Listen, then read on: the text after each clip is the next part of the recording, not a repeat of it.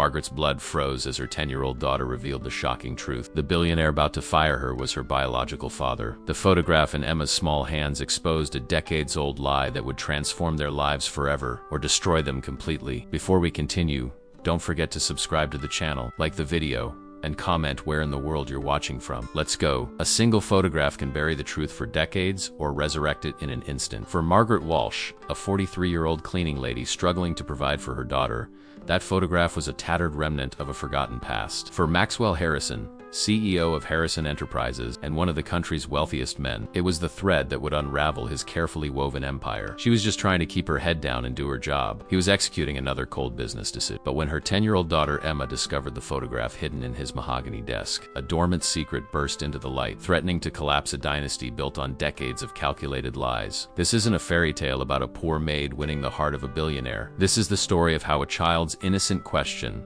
cracked open a vault of deception that had imprisoned 3 generations of a family divided by wealth, power, and the merciless ambition of those who would sacrifice anything, even their own blood, to preserve their legacy. The morning light filtered through the floor-to-ceiling windows of the Harrison Building's executive floor, casting long shadows across the imported marble floors. Margaret Walsh moved methodically through the CEO's office, her blue uniform crisp despite the early hour, her movements practiced and efficient. After 15 years of cleaning the same spaces, she knew every corner, every surface, every particular preference of the occupants. Maxwell Harrison's office was always the last on her rotation, not by accident, but by design. The fewer interactions with the intimidating CEO, the better. At 58, Maxwell had the cold precision of a man who had built an empire through ruthless efficiency. His salt and pepper hair was always immaculately styled, his custom suits as sharp as his gaze. The rare occasions when their paths crossed left Margaret feeling like an insect being evaluated for extermination, something barely worth the effort to squash. Today was different. Today, her 10-year-old daughter Emma accompanied her, a necessity born of a teacher workday and no available childcare. The company's strict policies prohibited this arrangement, but Margaret had gambled that arriving 2 hours earlier than usual would prevent any uncomfortable encounters. "Remember what I told you, Emma," Margaret whispered as they entered the cavernous corner office. "Stay quiet, don't touch anything, and sit in that chair by the window until I'm done." Emma nodded solemnly, her intelligent eyes taking in the opulence around her. The office was larger than their entire apartment, dominated by a massive desk crafted from a single slab of mahogany, its surface meticulously organized with mathematical precision. "Is this where the king sits, Mom?" Emma asked, her voice hushed with reverence. Margaret suppressed a smile. "Something like that. Mr. Harrison owns this whole building. And many others. Is he nice?" Margaret hesitated, carefully choosing her words. "He's ...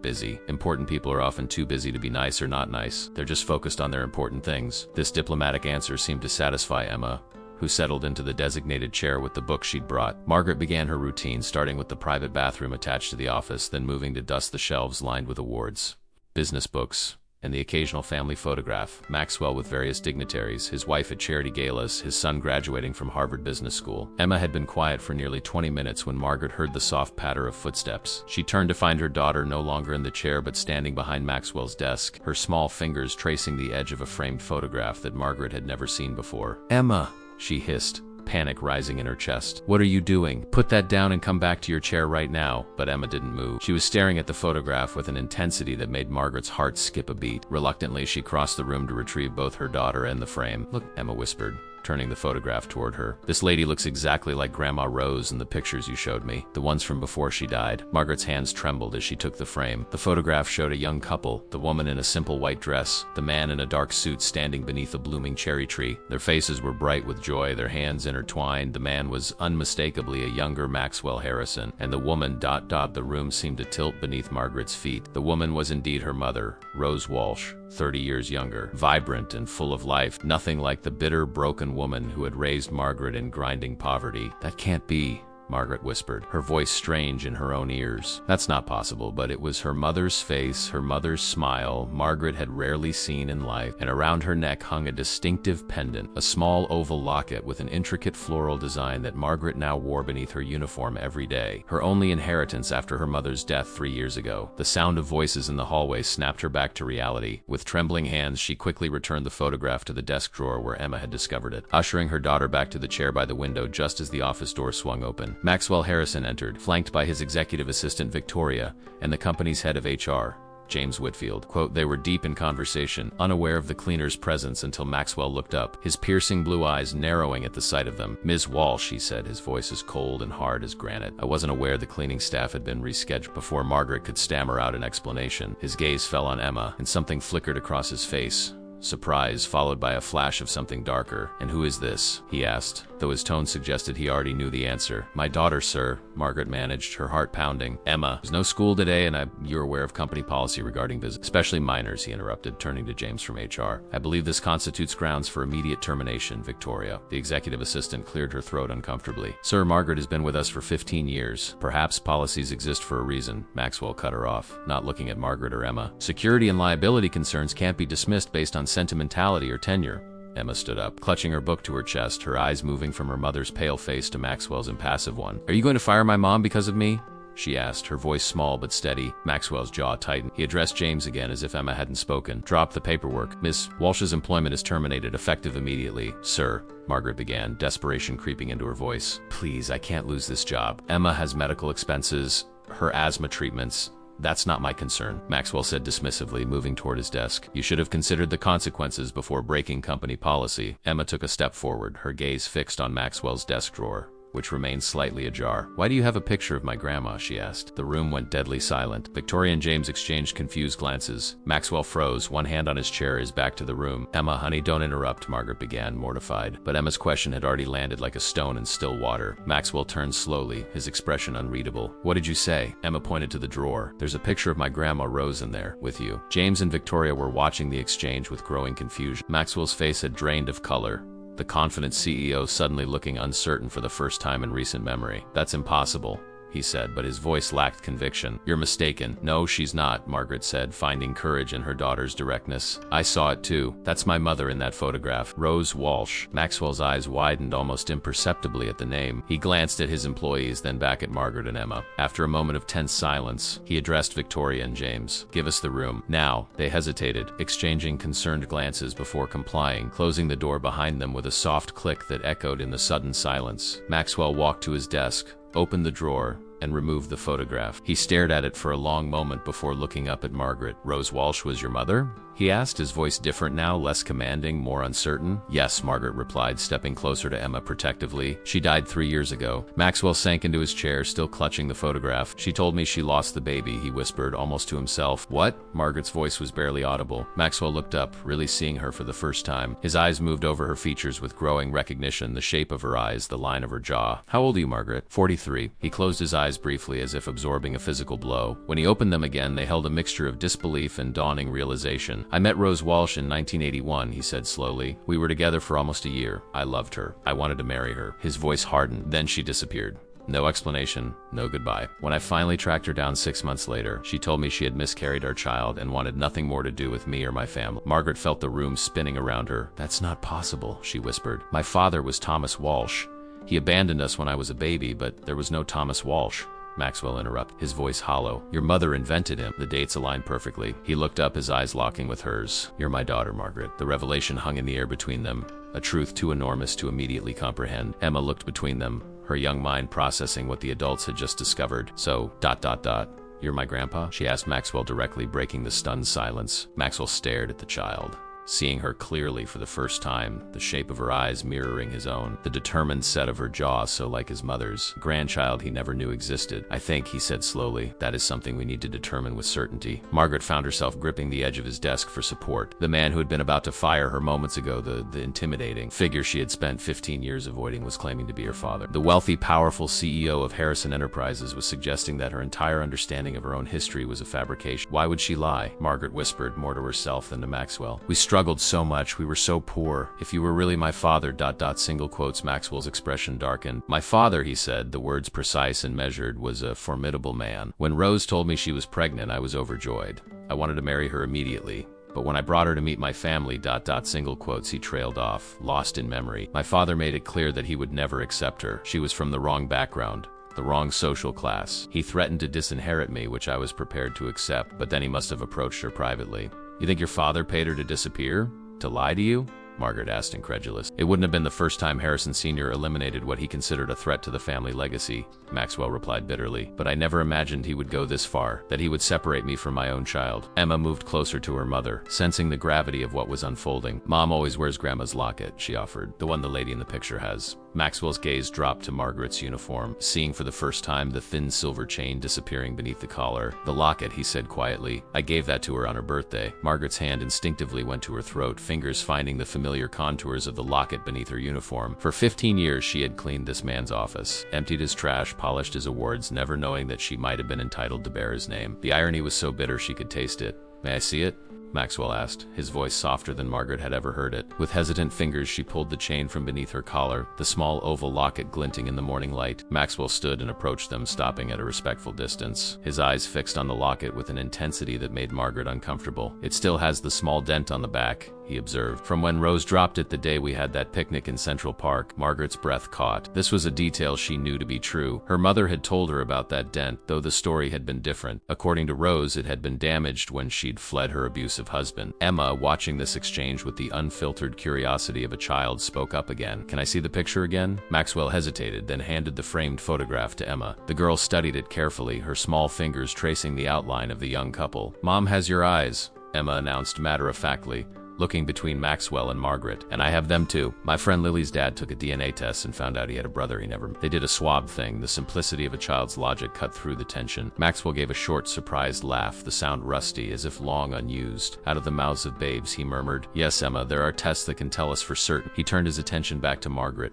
Would you be willing to know for sure? Margaret felt as though she were standing on the edge of a precipice. Behind her lay the life she had known, difficult but predictable, built on what she had always believed to be truth. Before her stretched a void of uncertainty, filled with questions she had never thought to ask. I don't know, she answered honestly. This is ... overwhelming. Maxwell nodded, returning to his desk. He pressed a button on his phone. Victoria, cancel my meetings for the rest of the morning. After a pause, he added, and please bring in 3 cups of coffee. And ...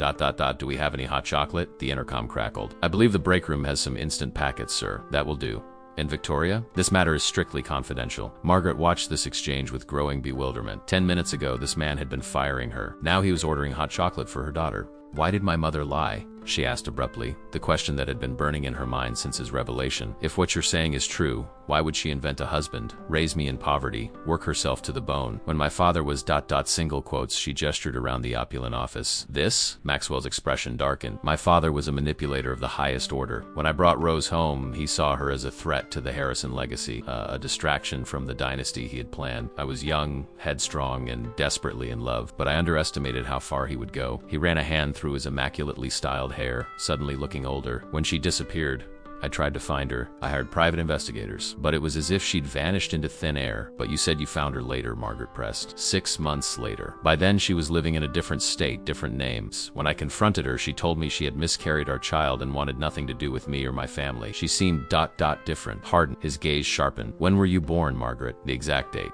May 12th, 1982. Maxwell did the mental calculation. 8 months after Rose disappeared. She was already pregnant when she told me she had lost the baby. His face contorted with a mixture of pain and anger. He got to her. Somehow my father convinced her that disappearing was better than being with me. Victoria entered with a tray, setting down the coffee and a mug of hot chocolate. If she was curious about the scene before her, her boss, and an apparently serious conversation with a cleaning lady and a child, she showed no sign of it. Will there be anything else, Mr. Harrison? That will be all, Victoria. Hold all calls and ensure we're not disturbed. After Victoria left, Emma approached the hot chocolate cautiously, looking to her mother for permission. Margaret nodded, still struggling to process everything. Emma took a careful sip, then smiled shyly at Maxwell. Thank you. Maxwell's expression softened as he watched her. You're welcome, Emma. He turned back to Margaret. I want to know the truth, not just for my sake, but for yours and for Emma's. If what I suspect is true, my father robbed us all of decades together. What about Thomas Walsh? Margaret asked, clinging to the fragments of her understood reality. My mother always spoke of him. He abandoned us when I was an infant. She even had pictures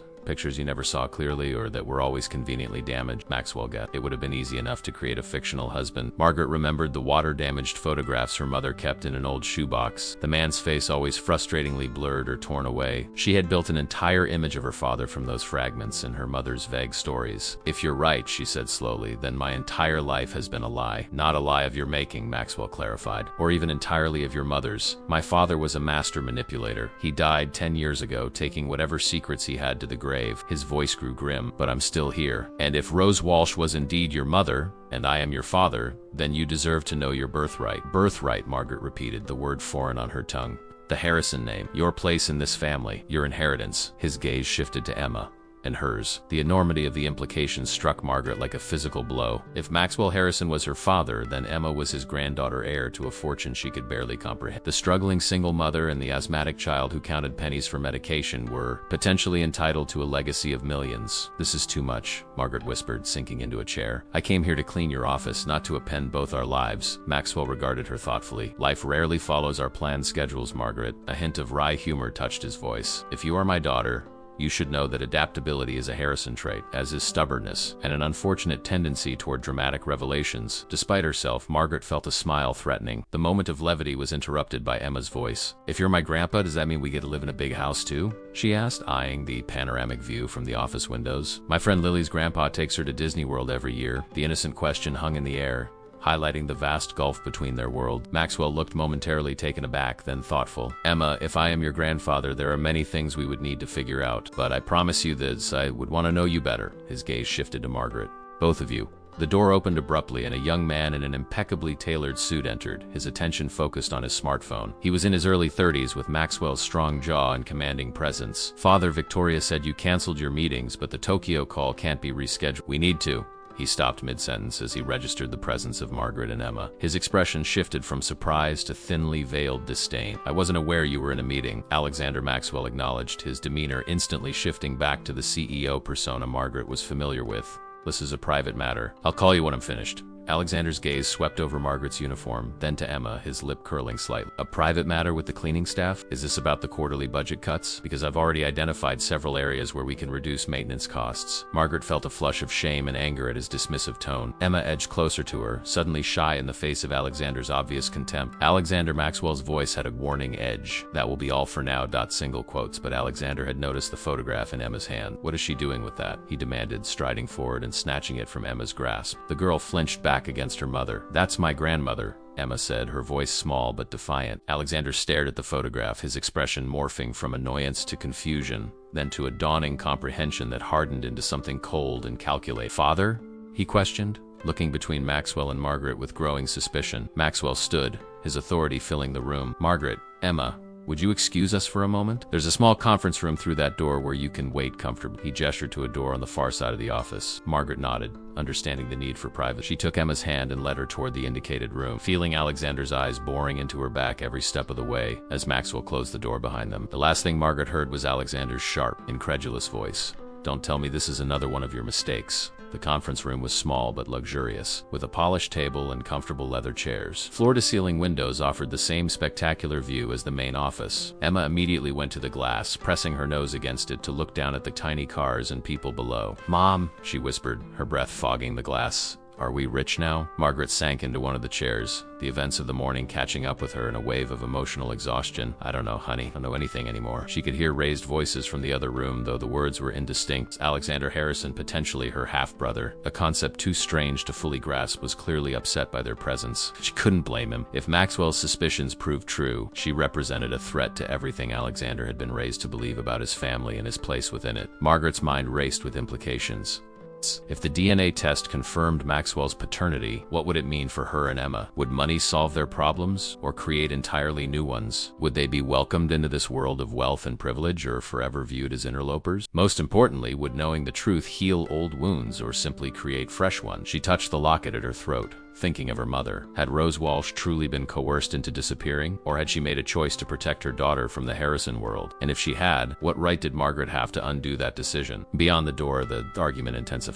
Whatever was happening in the Harrison family, Margaret and Emma had just become central figures in a drama that had been decades in the making. Drama that neither of them had asked for, but that would irrevocably change their lives forever. In Maxwell's office, the conversation with his son had escalated from surprise to cold fury. Another one of your mistakes? Maxwell repeated, his voice dangerously quiet. Is that what you just said, Alexander?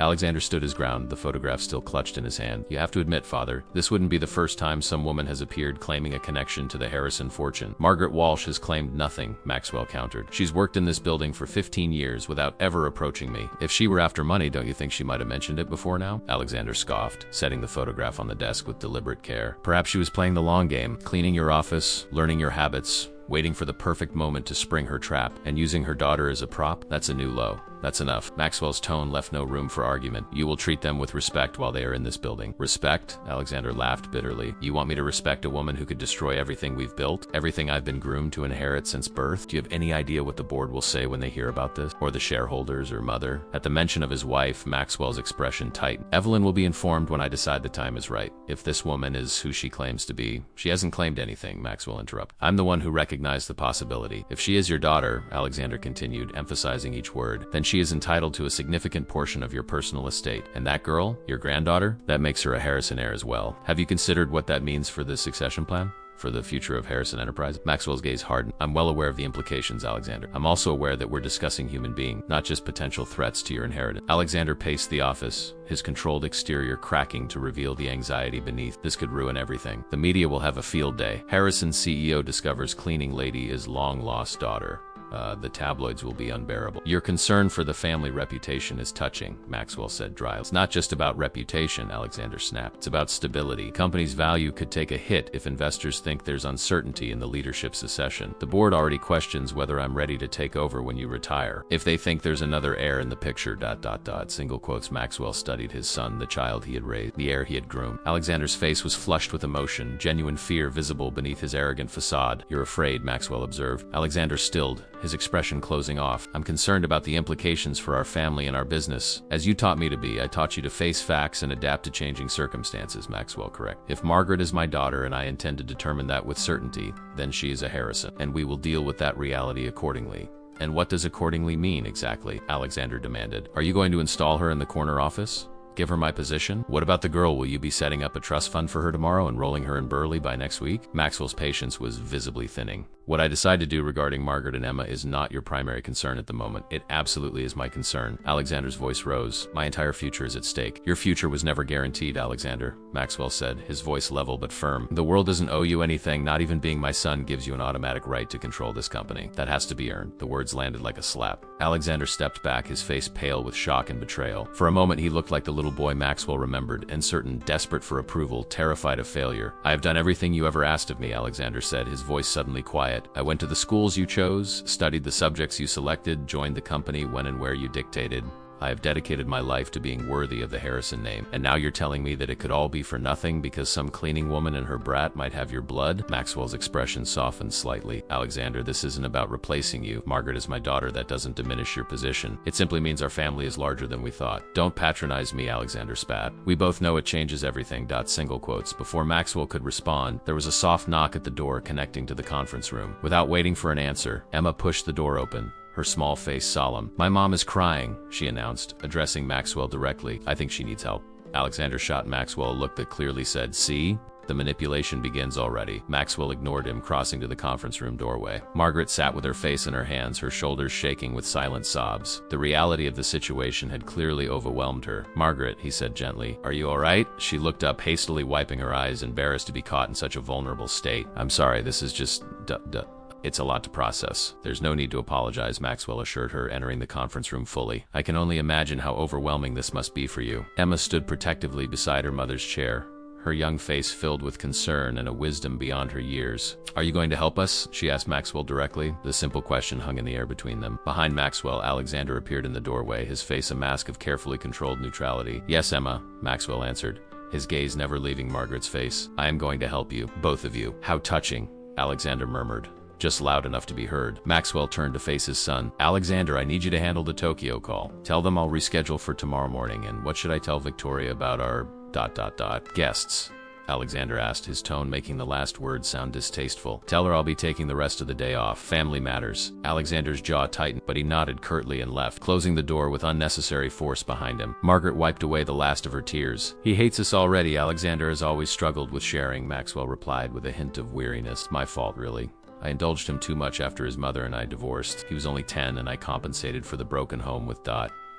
Well, with everything else. You're divorced? Margaret asked, surprised. Maxwell nodded. For 15 years. Evelyn and I parted ways when Alexander was a child. We maintain a cordial relationship for public appearances and Alexander's sake, but we live separate lives. This revelation added yet another layer of complexity to the unfolding drama. Margaret had always imagined the CEO with a perfect family to match his perfect life. Another assumption, shattered in a morning of revelations. What happens now? She asked, suddenly very tired. Maxwell considered the question carefully. Now we find out the truth. If you're willing, I'd like to arrange for DNA testing, discreetly, of course. Until then, single quotes. He paused, choosing his words with care. I think it would be best if you took some time off, with pay, naturally. So I still have a job? Margaret asked with a hint of bitter humor. You have much more than that, Maxwell replied seriously. You have questions that deserve answers. And if those answers confirm what I suspect, you have rights that I intend to honor. Emma, who had been quietly watching this exchange, spoke up again. Can I ask something? Both adults turned to her. Maxwell with an encouraging nod. If you're my grandpa and you're rich, why did you let us be poor for so long? Why didn't you look for us? The brutal simplicity of the child's question struck Maxwell like a physical blow. It was the same question. Margaret had been too overwhelmed to articulate the fundamental injustice at the heart of their situation. I didn't know you existed, Emma, Maxwell answered honestly. I thought, I was told that there was no child. If I had known about your mother, I would have moved heaven and earth to find her. But you could have checked, Emma persisted with the relentless logic of childhood. You could have made sure. Margaret placed a gentle hand on her daughter's shoulder. Emma, that's enough. No, she's right, Maxwell said, his voice rough with emotion. I could have been more persistent. I could have investigated further when Rose told me she had miscarried. I chose to accept her word because it was easier than facing the pain of her rejection. I failed your mother, and by extension, I failed you both. The admission hung in the air, a moment of vulnerability from a man who had likely shown very few in his lifetime. I can't change the past, Maxwell continued after a moment, but I can try to make things right going forward, if you'll allow me. Margaret looked at her daughter, then back at the man who might be her father. I don't know what right even looks like in this situation. Neither do I, Maxwell admitted, but I'd like to find out. He reached into his pocket and withdrew a business card, handing it to Margaret. Unlike his standard corporate cards, this one had only his name and a private number. My personal cell, he explained. Call me anytime, day or night. I've written my home address on the back as well. Margaret took the card, staring at it as if it might bite her. I'll arrange for a car to take you both home, Maxwell continued. And if you're amenable, I'd like to meet again tomorrow somewhere more comfortable than an office. Perhaps you could both come to my home for lunch? The invitation to cross the threshold from employee to family member, from the woman who cleaned his office to a guest at his table, was not lost on Margaret. It represented a seismic shift in their relationship, a tentative acknowledgement of their potential connection. I need some time to think, she replied honestly. Maxwell nodded, respecting her caution. Of course. The invitation stands whenever you're ready. Emma tugged at her mother's sleeve. Can we go, Mom? Please? I want to see if his house is like the ones in the movies. Despite everything, Margaret found herself smiling at her daughter's enthusiasm. We'll see, Emma. Maxwell watched their interaction with undisguised fascination, seeing echoes of himself in the child's directness and determination. If Emma was indeed his granddaughter, she had certainly inherited the Harrison tenacity. Whatever you decide, he said quietly, know that nothing about your life needs to change unless you want it to. This discovery doesn't have to upend your world, but they all knew it was too late for that. The moment Emma had found that photograph, their world had already begun to tilt on its axis, sending them all sliding toward an uncertain future, one where the boundaries between upstairs and downstairs, between the cleaners and the cleaned for, had suddenly become frighteningly, thrillingly permeable. The Harrison car, a sleek black town car with tinted windows, deposit Margaret and Emma at their apartment building in Queens, a stark contrast to the gleaming Manhattan skyscraper they had left behind. The driver, professional to a fault, had maintained a respectful silence throughout the journey, though Margaret had caught him glancing curiously at them in the rearview mirror more than once. Their apartment felt smaller than usual after the expansive luxury of Maxwell Harrison's office. The worn furniture, the water stain on the ceiling that the landlord had promised to fix months ago, the cramped kitchen with its outdated appliances, all of it suddenly seemed more shabby than familiar. Emma went straight to the window, pressing her face against the glass as she had done in the conference room, but the view here was only of the brick wall of the neighboring building. Is his house really big, Mom, like in the movies? Emma asked, turning from the disappointing vista. Margaret sank onto their threadbare couch, her uniform still crisp despite the emotional turmoil of the morning. I don't know, honey. I've never seen where Miss Harrison lives, but we're going to, right? Emma pressed, her eyes bright with excitement. Tomorrow for lunch? Margaret sighed, massaging her temples where a headache was beginning to form. I don't know yet. This is all very complicated, Emma. Why? He might be my grandpa. Don't you want to know for sure? The simplicity of a child's perspective was both a blessing and a curse. Emma saw only the possibility of a grandfather, of a big house with exciting new rooms to explore. She couldn't grasp the implications, the complications, the potential for heartbreak. Of course I do, Margaret said gently, but finding out the truth might change a lot of things in our lives. And not all changes are good ones. Emma climbed onto the couch beside her mother, tucking herself under Margaret's arm with the easy affection of a secure child. But we'd have more money, right? And you wouldn't have to clean people's offices anymore? And I could get that special asthma medicine Dr. Chun said would work better, but insurance won't pay for. Each word was a knife to Margaret's heart, not because Emma was wrong, but because she was right. The practical benefits of a connection to the Harrison fortune were undeniable, especially for a single mother struggling to provide adequate medical care for her child. Money isn't everything, Emma, Margaret said, the platitude sounding hollow even to her own ears. You always say that, Emma replied with the devastating honesty of child. But you cry when the bills come and you take extra shifts when my inhaler needs refilling. Margaret had no response to this truth. She simply held her daughter closer, inhaling the familiar scent of her hair, wondering if this small, precious life they had built together was about to be irrevocably altered. Her phone buzzed with an incoming text. It was from a number she didn't recognize. Asterisk, this is Maxwell Harrison. Just checking that you arrived home safe. The DNA testing lab has been arranged for tomorrow at 10 a.m. if that suits you. A car will be sent if you decide to proceed. Lunch invitation still stands regardless of your decision about the testing. Asterisk, Margaret stared at the message, the reality of the situation hitting her anew. This wasn't a dream or a mistake. Maxwell Harrison, CEO of Harrison Enterprises, genuinely believed she might be his daughter. Her thumb hovered over the phone. What should she say? Part of her wanted to delete the message, to pretend this morning had never happened, to return to the certainty of her life as she had always known it. But another part, the part that had always wondered about the mysterious Thomas Walsh, the part that had questions her mother had never adequately answered, wanted to know the truth, whatever it might be. Before she could decide, another text arrived. Asterisk, I understand your hesitation. This is overwhelming for all of us, but I believe we both deserve to know the truth, Margaret. And Emma deserves to know her heritage, whatever that might be. Asterisk, the mention of her daughter tipped the scales. Margaret began typing. Asterisk, will be ready at 10. Thank you for arranging everything. Asterisk, she hesitated, then added, asterisk, I'm not sure about lunch yet. One step at a time. Asterisk, the response came almost immediately. Asterisk, of course. I respect that. The car will be there at 9:30. Until tomorrow, Margaret. Asterisk, Emma had been watching this exchange with undisguised curiosity. Was that him? What did he say? Margaret set her phone down. He's arranged for us to take a special test tomorrow that will tell us if he's really related to us. Like a DNA test? Like on TV? Emma's eyes widened. Cool. It's not exactly cool, Margaret corrected gently. It's serious and private. I don't want you talking about this with your friends or at school, okay? Not until we know more. Emma nodded solemnly, though her excitement was still evident in the bounce of her knee against the couch cushions. Can I bring my special notebook to write down what happens? Margaret smiled despite herself. Emma's special notebook was a composition book, where she recorded her observations about the world, everything from the migration patterns of the pigeons on their windowsill to the varying moods of M.R. Abernathy, the elderly neighbor who fed said pigeons despite the building's strict rules against it. Yes, you can bring your notebook, but remember, this is our private family business. Our family, Emma repeated, testing the words. With M.R. Harrison in it now too, maybe. The simple statement lingered in the air, been both tantalizing and terrifying in its possibilities. Across town, in his penthouse apartment overlooking Central Park, Maxwell Harrison was engaged in a far less peaceful conversation. A DNA test? Tomorrow? Alexander paced the expansive living room, his footsteps muffled by the plush carpet. Isn't that a bit hasty? Shouldn't we consult with legal first? Get some background on this woman. Maxwell looked up from his tablet where he had been reviewing the day's market reports. I've already spoken with Genevieve. You called the family lawyer before discussing this with me.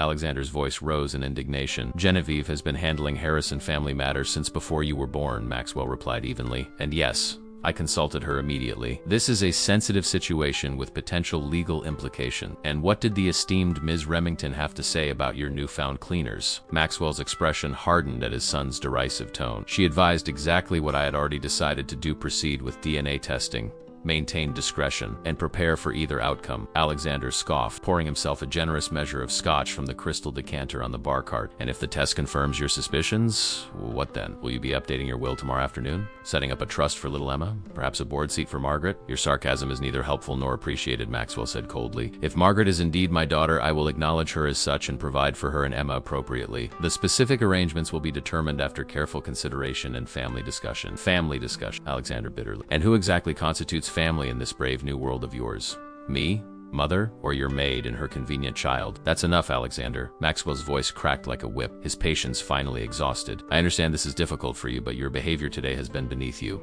Margaret Walsh has worked in our building for 15 years without ever approaching me or making any claim. She was as shocked by this possibility as we were. And Emma is a child, and innocent in all this. Your treatment of them has been shameful. Alexander stilled, his face flushing with a mixture of anger and something that might have been shame. You're right, he said after a long moment, his voice tight. My behavior was ... unbecoming. I apologize. Maxwell studied his son, recognizing the political calculation behind the apology. Alexander hadn't changed his mind. He had simply recognized that open hostility wasn't going to serve his interests. It's not me you need to apologize to, Maxwell said quietly. Alexander's expression tightened, but he nodded once, a curt acknowledgement rather than agreement. I'll consider how best to address the situation with Ms. Walsh and her daughter. It wasn't the response Maxwell had hoped for, but it was progress. Thank you. Alexander set his untouched scotch on the coffee table. Have you told Mother yet? The question hung in the air, loaded with implications. Evelyn Harrison, though divorced from Maxwell for 15 years, remained a formidable presence in their lives. As a major shareholder in Harrison Enterprises and a prominent figure in New York society, her reaction to this potential scandal could have far-reaching consequences. Not yet, Maxwell admitted. I wanted to wait until after the DNA results. She won't appreciate being blindsided, Alexander warned, especially given the timing. Maxwell frowned. What timing? The foundation gala is next month, Alexander reminded. Mother's pet project, as you well know. The guest list includes everyone who matters in this city. If word of this gets out before then, ...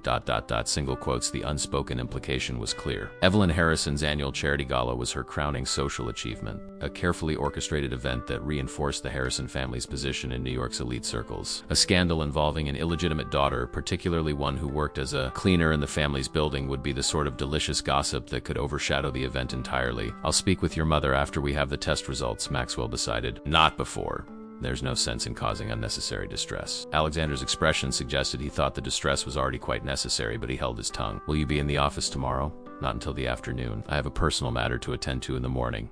The testing, Alexander surmised. And then, lunch with your new family members? Maxwell ignored the barb. I've extended an invitation. Whether Margaret accepts remains to be seen. And if the test is negative, what then?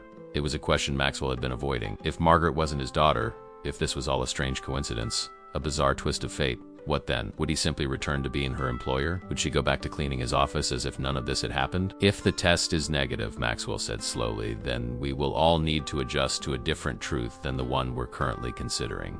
But regardless of the outcome, I intend to help Margaret and Emma. They've had a difficult life, and it's within my power to ease some of that burden. Alexander's expression was unreadable. Your philanthropy knows no bounds. It's not philanthropy, Maxwell corrected.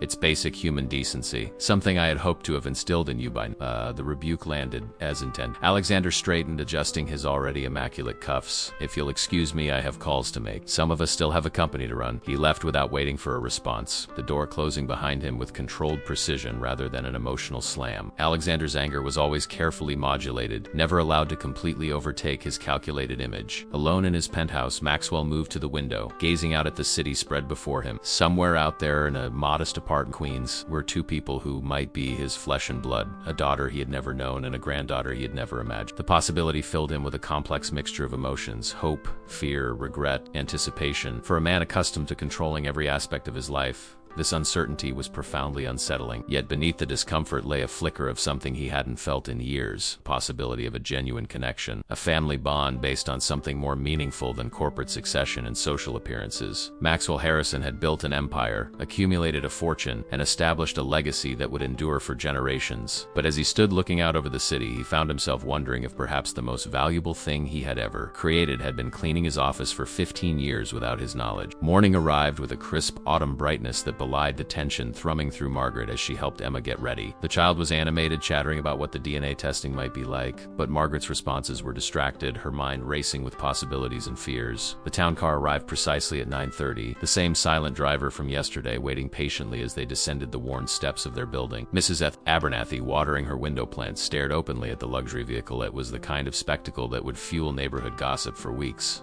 "Is that your ride, Maggie?" she called down, not bothering to disguise her curiosity. "Just a work thing, Mrs. A," Margaret replied vaguely, ushering Emma into the back seat and sliding in beside her. The lie felt strange on her tongue, the first of many compromises with the truth that this situation would likely demand. The testing facility wasn't what Margaret had expected. Rather than a clinical laboratory, they pulled up to a discreet brownstone in the Upper East Side. The brass plaque beside the door read simply, "Hoffman Medical Services." "Mr. Harrison is already inside," the driver informed them, the first words he had spoken. "Third floor." The interior was more like an exclusive private club than a medical facility. Plush carpets, mahogany panel, tasteful artwork. A woman in a tailored suit greeted them by name without needing to ask who they were. "Ms.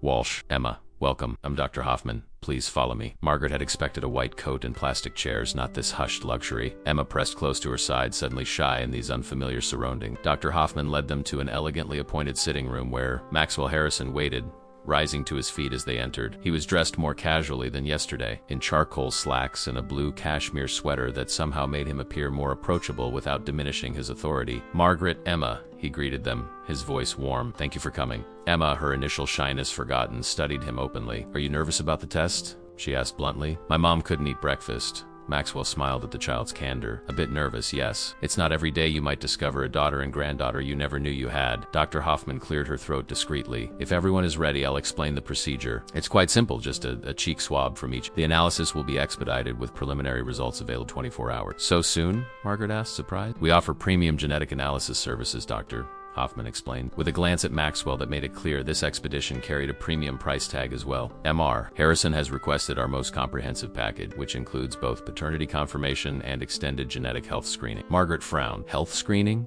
Maxwell stepped in. I took the liberty of requesting additional analysis that might benefit you and Emma. Genetic predisposition, health markers information that could be valuable for medical planning. If you'd prefer not to have that data, we can certainly restrict the testing to paternity only. The thoughtfulness of the gesture providing information that Margaret could never have afforded on her own caught her off guard. No, that's... that's very considerate. Thank you. The testing itself was indeed simple, though Emma giggled at the sensation of the swab against her inner cheek. Dr. Hoffman labeled each sample with meticulous care, placing them in separate containers. That's it? Emma asked, sounding disappointed. I thought there'd be machines and computers and stuff like in the movies. Dr. Hoffman smiled. All that happens in the lab, Emma, but you did perfectly. As they prepared to leave, Maxwell approached Margaret. Have you given any more thought to lunch? I know a quiet place where we could talk more privately. Margaret hesitated. Part of her wanted to retreat to process everything before taking another step forward, but Emma's hopeful expression made the decision for her. Lunch would be fine, she agreed, ignoring the flutter of anxiety in her chest. Thank you. The restaurant Maxwell chose was nestled in a tree-lined side street, its unmarked entrance suggesting exclusivity rather than advertising it. Inside, warm wood paneling and well-spaced tables created an atmosphere of discreet luxury. The mater d' greeted Maxwell by name, leading them to a private dining alcove partially screened from the main room. Emma's eyes widened at the crisp white tablecloths and gleaming silverware. She whispered to her mother, there are 3 forks, like in Titanic. Margaret smiled despite her nervousness, squeezing her daughter's hand reassuringly. Just follow my lead, honey, or mine, Maxwell offered with unexpected gentleness. I can still remember my first formal dining experience. My father took me to the Harvard Club when I was about Emma's age. I was so nervous I knocked over a water glass and spilled it all over an elderly judge. Emma giggled at the image. What happened? My father was furious, Maxwell recalled, his expression clouding momentarily, but the judge was kind about it. He told me that accidents happen to everyone, even Supreme Court justices. Margaret observed the brief shadow that crossed Maxwell's face at the mention of his father. Your father sounds strict, she ventured. Harrison Sr. was a titan of his generation, Maxwell replied carefully. He built the foundation of what Harrison Enterprises became, but he was single quotes. He paused, clearly censoring his words in front of Emma. He was a complicated man. Success was everything to him. Appearances, reputation, legacy. The waiter arrived with menus, interrupting the conversation. Maxwell requested a bottle of sparkling water and suggested several dishes that Emma might enjoy. Margaret noted how naturally he interacted with her daughter without condescension or awkwardness. When their drinks arrived, Maxwell raised his glass in a small toast. 2 answers, he said simply. Margaret touched her glass to his. 2 answers. Emma, delighted to be included in this adult ritual, added enthusiastically to maybe being a family. Both adults fell silent, the child's innocent hope hanging between them like a fragile soap bubble. Emma, Maxwell said after a moment, his voice gentle. I want you to know that whatever the test results show, I've enjoyed meeting you both. You're a remarkable young lady. Emma beamed at the compliment. My mom says I get my smart mouth from my dad's side of the family, but I never met him, so I don't know. Margaret tensed. Emma, it's all right, Maxwell assured her. The natural question. He turned back to Emma. What has your mother told you about your father? Emma shrugged, suddenly looking younger than her 10 years. Not much. Just that he was nice, but he had to go away before I was born. Mom has a picture, but his face is all blurry in it. Maxwell raised an eyebrow at Margaret, who flushed under his scrutiny. I didn't want her growing up without any image of her father, she explained quietly. It was just a magazine photo I altered. A kind face, that's all. Something to help her feel connected to the idea of him, even if even if he wasn't real.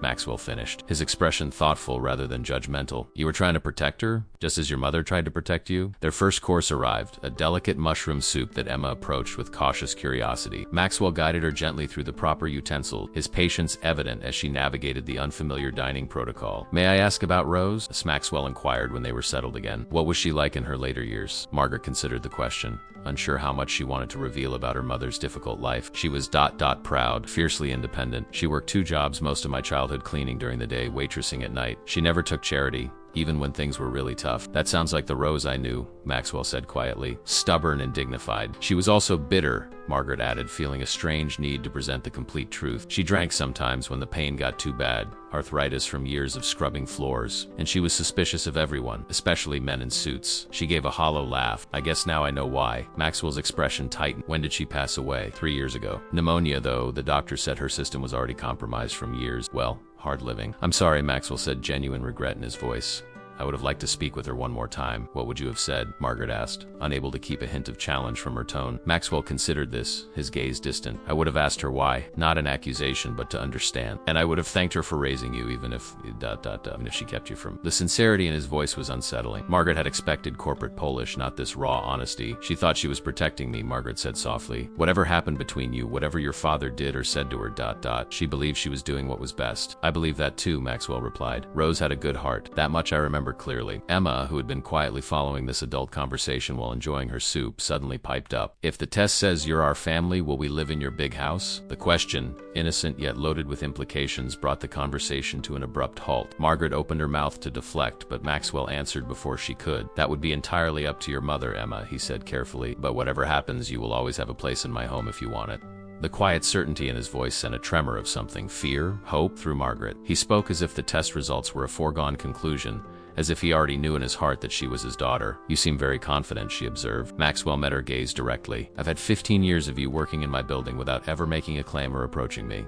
If this were a scheme, it would be the longest con in history. A hint of a smile touched his lips. Besides, you have my mother's eyes. I recognized it yesterday, but couldn't place it until I looked at old photographs last night. Your mother? Margaret hadn't expected this connection. Maxwell nodded. Catherine Harrison. She died when I was in college, but she had remarkable eyes, a very specific shade that I've rarely seen elsewhere. He studied Margaret's face. Until now, the idea that she might carry traces of a grandmother she had never known was strangely moving. Margaret had grown up with so little family history, no sense of belonging to anything larger than herself and her mother. The possibility of connections of a lineage, a heritage, was both thrilling and terrifying. What was she like? Margaret asked before she could stop herself. Maxwell's expression softened, kind, intelligent. She loved art and music. She taught piano at a small conservatory before she married my father. He paused, his gaze turning inward. She was the heart of our family. After she died, everything changed. My father became harder, more driven, and single quotes, he trailed off. The afternoon sunlight filtered through the restaurant's windows, casting a warm glow over their table as they finished their main course. Emma had surprised both adults with her adaptability, quickly mastering the silverware arrangement and enthusiastically sampling dishes she'd never encountered before. So if the test says yes,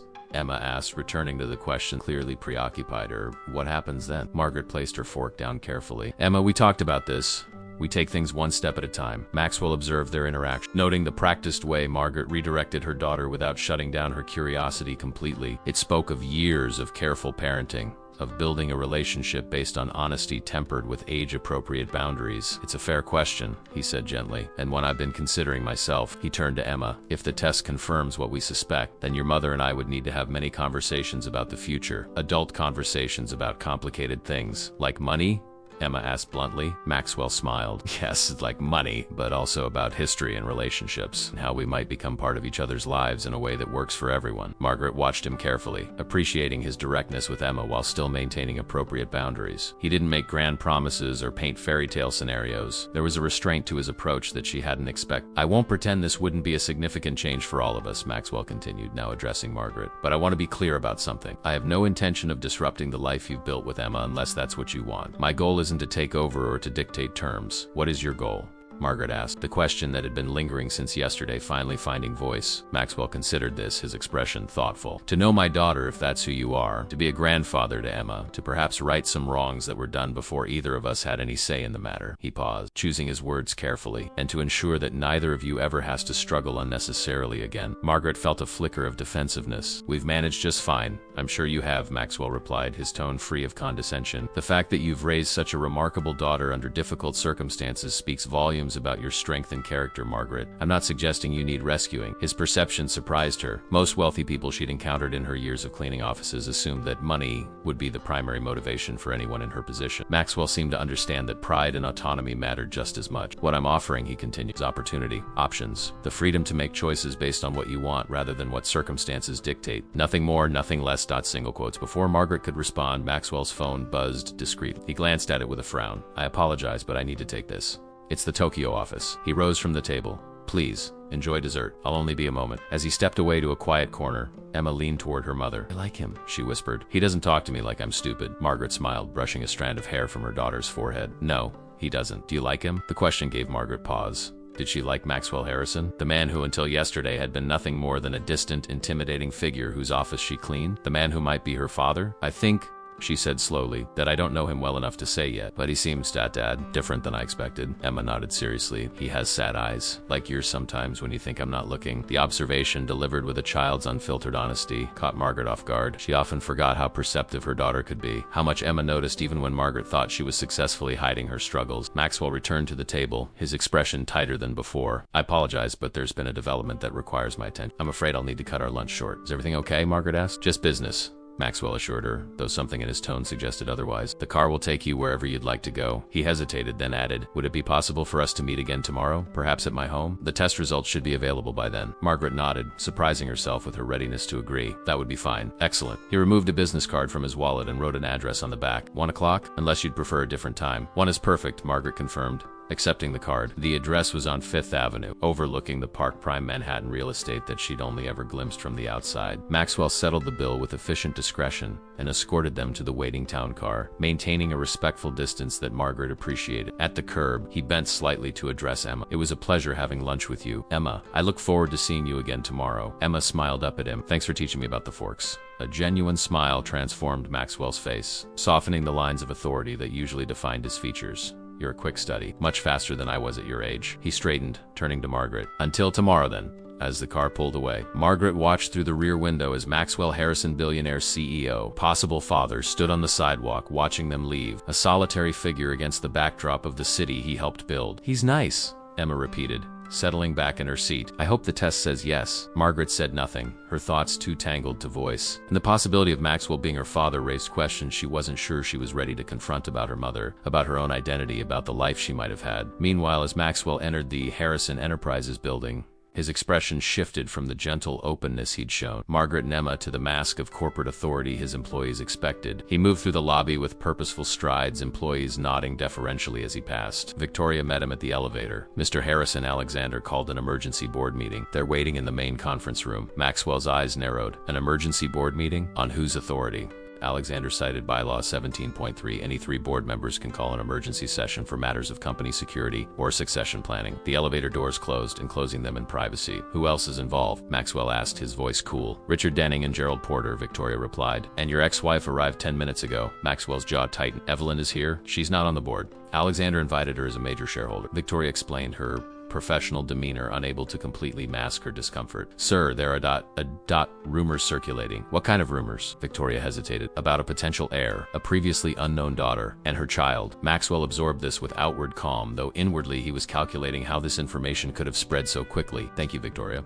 Please make sure we're not disturbed once I'm inside. The conference room fell silent as Maxwell entered. 8 people sat around the polished table, the company's board members, Alexander and Evelyn Harrison, elegant as always in a tailored navy suit that complemented her still blonde hair. Maxwell, she greeted him, her smile not reaching her eyes. How lovely of you to join us. Alexander stood at the head of the table, a position that should have been Maxwell's. The symbolic power grab was not lost on anyone present. Father, he acknowledged. We were just discussing some concerning developments regarding company succession planning. Maxwell took his time removing his coat and placing it on a chair before responding. Were you? Strange that I wasn't informed of this meeting until 15 minutes ago.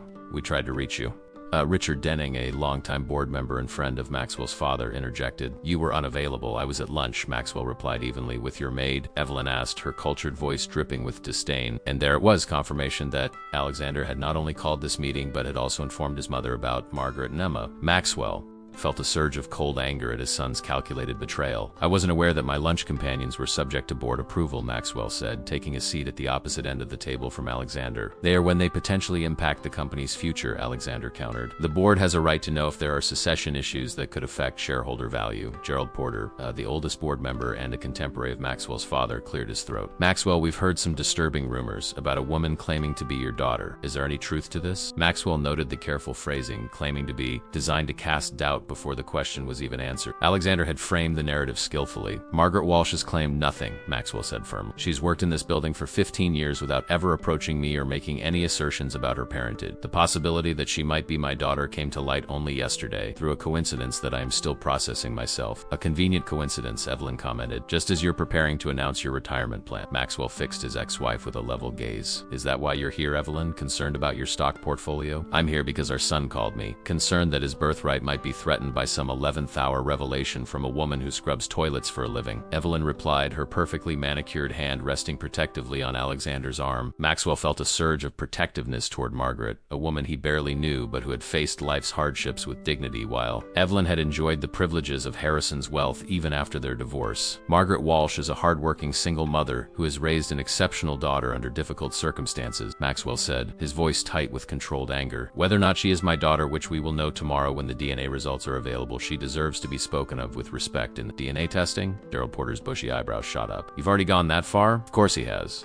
Alexander said smoothly. My father believes in being thorough. The question is what happens after the results come in, particularly if they confirm his paternity. The implication hung in the air. What would this mean for the company? For the succession plan? For Alexander's position as heir apparent? Maxwell surveyed the faces around the boardroom table, colleagues he'd worked with for decades, people who respected him professionally but who now regarded him with a mixture of curiosity, concern, and in some cases barely concealed opportunism. This was no longer just a family matter. It had become a corporate chess game. Let me be clear, Maxwell said, his voice commanding immediate attention. My personal life, including any discoveries about my family, are not subject to board oversight. The succession plan for Harrison Enterprises remains unchanged at this time. At this time, Alexander repeated, emphasizing the qualifier. But surely you understand our concern, Father. If this woman is confirmed to be your daughter, it raises questions about potential claims on your estate, your voting shares, and ultimately control of the company. Richard Denning nodded in agreement. We have a fiduciary responsibility to consider all possible impacts on shareholder value. An unexpected heir could create uncertainty in the market. Maxwell leaned forward, his gaze moving from face to face. Margaret Walsh has made no claims whatsoever. She has not asked for money, shares, or a position. She didn't even approach me. I approached her after a chance discovery. This meeting is premature at best, and a breach of good faith at worst. But she could make claims, Evelyn interjected. Once the DNA results are in, what's to stop her from demanding a piece of everything you've built? Everything that should rightfully go to Alexander. Perhaps my faith in human decency hasn't been completely eroded by years in corporate America, Maxwell replied dryly. Not everyone views relationships solely through the lens of financial opportunity, Evelyn, a concept you might find difficult to grasp. The barb landed precisely as intended. A flush crept up Evelyn's neck and several board members shifted uncomfortably in their seats. The Harrison divorce had been outwardly amicable, but those in their inner circle knew that Evelyn's settlement demands had been extensive. This isn't about me, Evelyn recovered quickly. It's about protecting Alexander's inheritance. It's about safeguarding the Harrison legacy. The Harrison legacy, Maxwell repeated thoughtfully. Interesting that you mentioned that. I've been reflecting quite a bit on legacy these past 24 hours. What does it truly mean? It's stock portfolios and real estate holding? Or is it something more fundamental like knowing who your family really is? Alexander's expression darkened. Are you suggesting that this woman and her child are somehow more important than the company our family has built over generations? I'm suggesting, Maxwell said carefully, that there might be room in the Harrison legacy for both corporate success and human connection. They aren't mutually exclusive. Single quotes. Gerald Porter cleared his throat. Maxwell, while your personal philosophy is admirable, we must address practical concerns. If this woman is your daughter, what is your intention regarding her status within the family? And what provisions, if any, do you plan to make for her and her child? It was the first straightforward, non-accusatory question of the meeting. Maxwell appreciated Porter's directness, even if the question itself was premature. My intentions, Maxwell said deliberately, will depend greatly on what Margaret herself wants. I've no interest in forcing her into a family role she doesn't desire, or overwhelming her with sudden wealth that might do more harm than good. As for specific provisions, single quotes, he paused, meeting Alexander's gaze directly. I haven't decided, but I assure you, Any decisions I make will be thoughtful, measured, and communicated transparently to all concerned parties. That's not good enough, Alexander insisted, his composure slipping. The board deserves specifics. I deserve specifics. Maxwell's expression hardened. What you deserve, Alexander, is a reminder about how decisions are made in this company. I remain CEO, I remain majority shareholder, and I remain your father, whether that pleases you at the moment or not. This meeting is adjourned. He stood, buttoning his suit jacket in a gesture of finality. Several board members exchanged glances, but no one challenged his authority to end the discussion. As the others gathered their materials, Maxwell addressed his son privately. My office now. The walk down the executive hallway was silent, the tension between father and son palpable even to employees they passed. Inside Maxwell's office, with the door firmly closed, Alexander dropped all pretense of corporate decorum. You embarrassed me in there, he accused, pacing like a caged animal. You undermined my authority with the board. Authority you hadn't earned, Maxwell countered. Calling that meeting behind my back was a miscalculation, Alexander. It revealed your insecurity and damaged your standing with the very people you were trying to impress. Alexander stopped pacing, his hands clenched at his side. What was I supposed to do? Wait until you paraded your newfound family into the boardroom. Watch while you rewrote your will to include them. Stand by while everything I've worked toward is divided in half. Maxwell studied his son, seeing not just the angry man before him, but the boy he had raised, a child who had grown up in the shadow of enormous expectation, who had never quite believed he measured up. Is that what you think of me? Maxwell asked quietly. That I would discard you so. That I measure my love for you in percentage points of an inherit. Alexander looked away, his jaw working. I think, he said carefully, that you've always found me lacking, that I've never quite been the son you wanted. The raw honesty of the statement caught Maxwell off guard. For all their interactions over the years, the business discussion, the performance evaluations, the succession planning, they had rarely spoken about their actual relationship as father and son. That's not true, Alexander, Maxwell said, his voice softening. I've always been proud of you. Perhaps I haven't expressed that as clearly as I should have. You've been proud of my achievements, Alexander corrected. My Harvard degree, my performance metrics, my acquisition strategies. But those aren't me, father. They're things I've done to earn your approval. Maxwell felt a pang of recognition, a mirror of his own relationship with his father, a cycle he had unconsciously perpetuated despite his best intentions. I never meant to make you feel that way, he said sincerely, and I'm sorry that I did. Alexander seemed startled by the apology, unused to hearing such words from his father. The moment of vulnerability hung between them, fragile and unfamiliar. What is it about her? Alexander finally asked, the question that had clearly been consuming him. This woman you've known for a day, what makes her worth risking everything? It's not about worth, Alexander. It's about truth. It's about the possibility that I have a daughter I never knew existed, that I missed 43 years of her life because of circumstances beyond both our control. And if she is your daughter, what then? Maxwell sighed, moving to look out the window at the city below. Then I try to make up for lost time in whatever way she allow. I get to know my granddaughter. I try to be the father I should have been from the beginning. And me? Alexander asked, a question that contained worlds of insecurity. Maxwell turned back to his son. You will always be my firstborn, Alexander. Nothing can change that. Not DNA tests, not corporate politics, nothing. But if Margaret is my daughter, then she is your sister, and Emma is your niece. They're not opponents to be neutralized. They're family. Alexander's expression remained skeptical. You really believe she has no interest in the Harrison fortune? That she won't hire the best lawyers in the city the moment those test results come in? I believe, Maxwell said carefully, that not everyone sees the world through the lens of acquisition and advantage. Some people value different things. Like what? Alexander asked, genuinely perplexed. Like connection, like belonging, like knowing where you come from and who you are. Maxwell studied his son's face, searching for understanding. Margaret grew up without a father, Alexander. She never had what you had: certainty about your place in the world, your identity, your heritage. Can you imagine what that might feel like? For a moment, something like empathy flickered across Alexander's features, but it was quickly replaced by the calculating expression that had become his default in businesses. I can imagine it would feel like winning the lottery to discover your father is one of the wealthiest men in the city, he said dryly. Maxwell shook his head, disappointed but not surprised. I hope someday you'll understand that there are things more valuable than money, Alexander. Things that can't be quantified on a balance sheet or traded on the stock exchange. That's easy to say when you have billions, Alexander. I wonder if Margaret Walsh would agree with your philosophical perspective on wealth. Before Maxwell could respond, Victoria's voice came through the intercom. Mr. Harrison, Dr. Hoffman is on line 1. She says it's urgent. Maxwell and Alexander exchanged a look of mutual surprise. The DNA results weren't expected until tomorrow. Put her through, Maxwell instructed, pressing the speakerphone button. Dr. Hoffman, this is Maxwell Harrison. My son Alexander is with me. Mr. Harrison, Dr. Hoffman's crisp voice filled the office. I apologize for calling earlier than expected, but our lab prioritized your samples given the sensitive nature of the situation. We have preliminary results available. Maxwell's heart rate accelerated. Go on. I'd prefer to discuss this in person, Mr. Harrison. Medical ethics and confidentiality protocols, I understand, Maxwell interrupted. But given the circumstances, I'd appreciate at least a preliminary indication. There was a pause, during which Alexander moved closer to the desk, his expression intent. Very well, Doctor Hoffman said finally. The preliminary analysis confirms paternity with 99.9997% certain. Margaret Walsh is, without question, your biological daughter. The words hung in the air of the office, irrevocable and transformative. Maxwell felt a complex wave of emotions: validation, grief for lost years, joy at the confirmation, anxiety about the path ahead. Alexander had gone completely still, his face unreadable. And the extended genetic screening?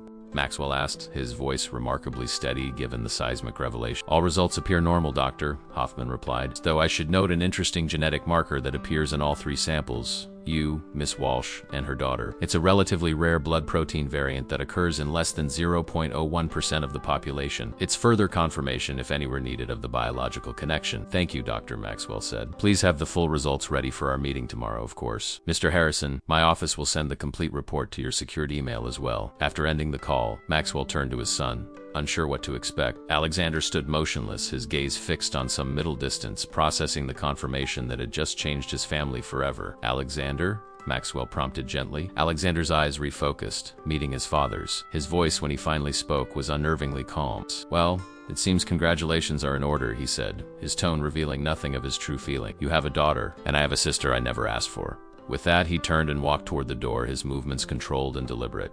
At the threshold, he paused without looking back. I'm sure Mother will be thrilled with the news, he said, each word edged with ice. Perhaps you should call her before I do. After Alexander left, Maxwell remained at his desk, staring at the phone as if it might offer guidance on what to do next. The confirmation had come sooner than expected, accelerating a timeline he was still adjusting. He needed to tell Margaret immediately. She deserved to hear the news from him rather than waiting for tomorrow's meeting. He dialed the number she had given him, listening to it ring with an unfamiliar sensation of nervousness. Hello? Margaret's voice was cautious, as if she still wasn't sure how to interact with him. Margaret, it's Maxwell Harrison. He paused, suddenly aware of the formality in his tone. I've just received a call from Dr. Hoffman. The results came in early. The silence on the other end of the line stretched for several seconds. And, Margaret finally asked, her voice barely above a whisper. The test confirms it, Maxwell said simply, with virtual certainty. You are my daughter, Margaret. He heard her sharp intake of breath, followed by what might have been a stifled sob. In the background, a small voice asked a question he couldn't quite make out. Are you all right? Maxwell asked when Margaret didn't immediately respond. I don't know what I am, she admitted. It's one thing to suspect something like this, but to have it confirmed, ... single quotes. Her voice trailed off. My entire life has been built on a different understanding of who I am, who my father was. Now that's gone, replaced with ... The way she said you, not accusatory but bewildered, as if she couldn't quite reconcile the Maxwell Harrison she had known from a distance with the father she now had to acknowledge. Made him acutely aware of the chasm between. DNA might confirm their biological connection, but it couldn't bridge 43 years of absence. I understand this is overwhelming, Maxwell said gently. I'm still processing it myself. Is Mom talking to Grandpa? Emma's voice came through more clearly now, excited and curious. Maxwell heard Margaret's muffled explanation, then she returned to the phone. Emma wants to know if this means you're definitely her grandfather. Yes, Maxwell confirmed, a smile finding its way into his voice. The test shows that beyond any doubt, Dr. Hoffman mentioned something interesting. Actually, there's a rare blood protein variant that appears in all 3 of us. It's found in less than 1/100% of the population, so we're definitely Harrisons, Margaret said, a complex emotion coloring her words. You've always been a Harrison, Maxwell corrected softly. You just didn't know it. Another pause. This one filled with the weight of what might have been a childhood with a father, a life of privilege rather than struggle. A different path entirely. What happens now? Margaret finally asked, the question that had dominated their conversations from the beginning. That depends largely on what you want, Maxwell replied, but I think we should still meet tomorrow as planned. There's much to discuss, and I'd prefer to do it in person. Yes, of course. Margaret's voice had taken on a strange formality, as if she were suddenly unsure of her footing. We'll see you tomorrow at 1. After they hung up, Maxwell sat in his office watching the afternoon sunlight cast long shadows across the city. The confirmation of Margaret as his daughter should have brought closure, but instead it opened a door to countless new questions. What kind of relationship could they build now, starting from this unusual place? How would Alexander ultimately react once the shock wore off? What machinations were already underway between his son and ex-wife? But beneath these practical concerns lay a deeper emotion, a profound gratitude for this second chance, this opportunity to know his daughter and granddaughter, however late it had come. His phone buzzed with a message from Alexander. Asterisk, Mother wants to see you. Tonight. Her place. 8 p.m. Asterisk, Maxwell sighed. The battle lines were being drawn more quickly than he'd anticipated. In their apartment, Margaret sat on the edge of her bed, staring at the phone she had just set down. Emma watched from the doorway, her eyes wide with curiosity and excitement. So it's real? Emma asked. He's really your dad? Margaret nodded slowly, still trying to absorb the reality of, yes, honey, it's confirmed. Emma bounded into the room, jumping onto the bed beside her mother. That means I have a grandpa. A real one, and he lives in a big house and wears fancy suits, and Margaret interrupted gently. This doesn't mean our lives are going to change overnight. Mr. Harrison, she stopped, realizing how strange it was to refer to her father so formally. Maxwell and I have a lot to figure out, but he's rich, Emma persisted with a child's focus on the most obvious aspect. And he likes us, I could tell. Margaret smiled despite herself. Yes, he seems to. But money and liking each other doesn't solve everything, Emma. There are complications. Like what? Margaret considered how to explain the tangled web of emotions and implications to a 10-year-old. Like the fact that we've never been a part of his life before. Like his son who might not be happy about us. Like the fact that we're used to our life here and big changes can be scary even when they seem good. Emma pondered this, twisting a strand of her hair around her finger as she always did when thinking deeply. But if he's your dad and he wants to help us, isn't that a good thing? You always say we should accept help when it's offered with love. Margaret felt a lump form in her throat at her daughter's simple wisdom, throwing her own oft-repeated advice back at her. Yes, I do say that, don't I? So maybe we should let him love us, Emma concluded, since he's family and all. Margaret pulled her daughter close, overwhelmed by the innocence of her perspective, where Margaret saw complications, potential pitfalls, and years of ingrained suspicion toward the wealthy elite. Emma saw only the simple truth, a grandfather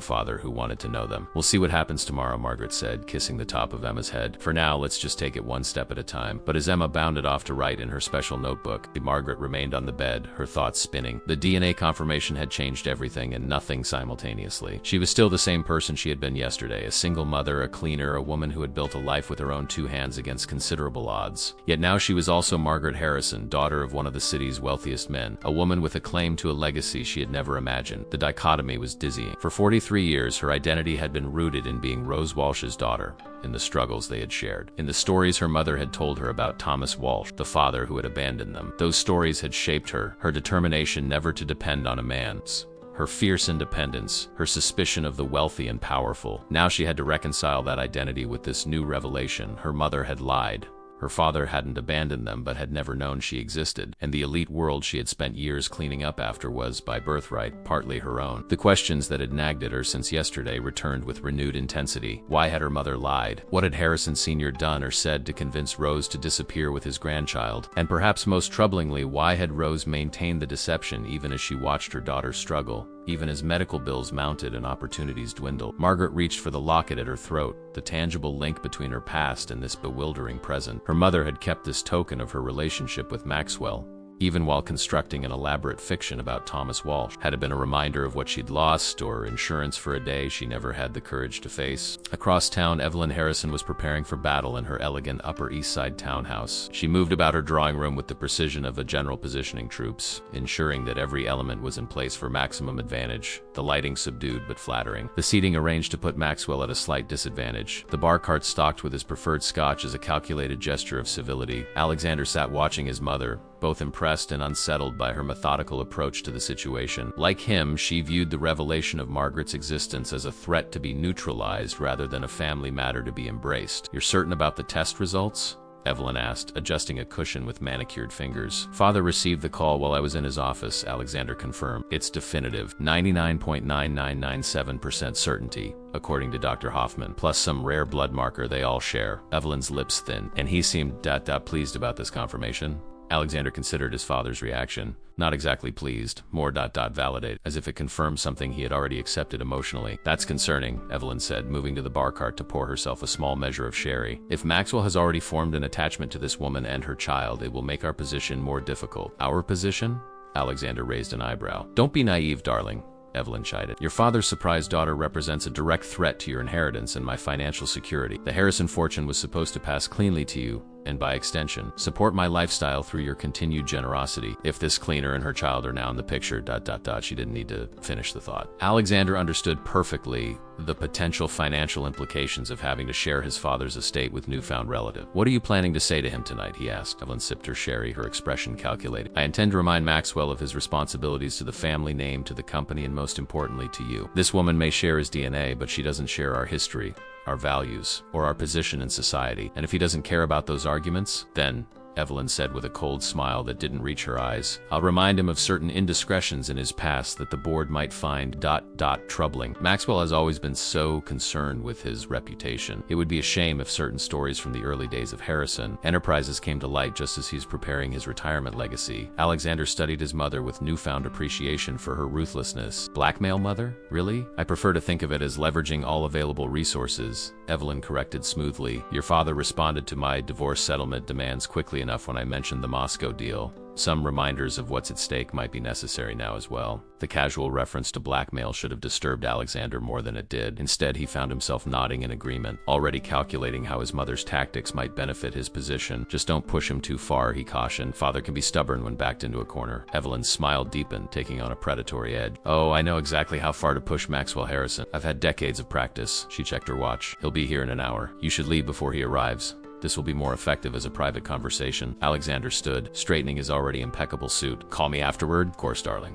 Evelyn kissed his cheek. Bori, by the time I'm done with your father, he'll understand exactly why this Margaret person and her child need to be kept at a very comfortable but very distant arm's length. As Alexander left, Evelyn returned to making minute adjustments to the room, a general finalizing her battlefield. The Harrison fortune had been her primary objective since she first set eyes on Maxwell. She had sacrificed too much, endured too much to allow some cleaning woman to threaten her position now, daughter or no daughter. At precisely 8 o'clock, Maxwell Harrison arrived at his ex-wife's townhouse. The doorman greeted him by name, a reminder of the years he had called this building home. Evelyn had secured the property in their divorce settlement, along with a substantial financial package that had made her one of the wealthiest divorced women in Manhattan. She answered the door herself rather than sending the housekeeper a calculated gesture of intimacy that Maxwell recognized immediately for the tactical move it was. Maxwell, she greeted him, her voice warm but her eyes assessing. Thank you for coming on such short notice. He stepped into the foyer, noting how little had changed since their marriage. The same artwork adorned the walls. The same antique console table stood against the wall. Even the same subtle perfume scented the air. Evelyn Harrison had always been a woman who,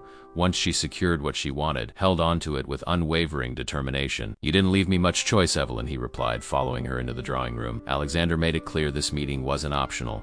She gestured toward a chair position so that the lamp beside it would cast shadows across his face while leaving hers in flattering light. Another tactical choice that almost made him smile with its transparent manipulation. Drink? She offered, moving toward the bar cart. I still keep your preferred Macallan. No, thank you. Maxwell remained standing, disrupting her carefully planned dynamics. I'd prefer to get straight to the point. What's this about, Evelyn? She adjusted smoothly to his refusal to follow her script, turning to face him with a direct gaze. It's about this, situation with your alleged daughter. There's nothing alleged about it anymore, Maxwell corrected. The DNA results are definitive. Margaret Walsh is my biological daughter. Evelyn's expression tightened slightly. So I understand. And now you've invited her and her child to your home tomorrow. Moving rather quickly, aren't you? I've lost 43 years, Evelyn. I'm not inclined to waste more time. She took a sip of her sherry, studying him over the rim of the crystal glass. Always the sentimental one beneath that corporate exterior. It's charming, really, but also potentially disastrous for Alexander. How exactly does my relationship with my daughter threaten Alexander? Maxwell asked, though he knew perfectly well what she meant. Don't be obtuse, Maxwell. It doesn't suit you. Evelyn set her glass down with precision. You're worth billions. Alexander has been raised as your sole heir. Now suddenly there's a daughter and a granddaughter with potential claims to the Harrison fortune. Surely you can see why our son might be concerned. Alexander has never wanted for anything, Maxwell pointed out.